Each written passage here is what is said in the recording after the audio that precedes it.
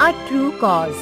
My mentor says, having gratitude and appreciation for the countless people and things that support our lives, that awareness, that feeling, that joy will invite even greater happiness.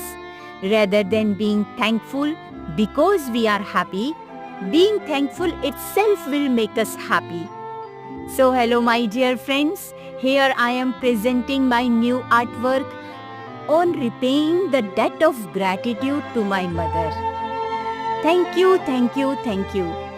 Thank you, my beautiful mother, for all your efforts amidst life's pain and trouble. And continue advancing with cheerful and courageous smile. Thank you, Mama. Happy Mother's Day. Thank you.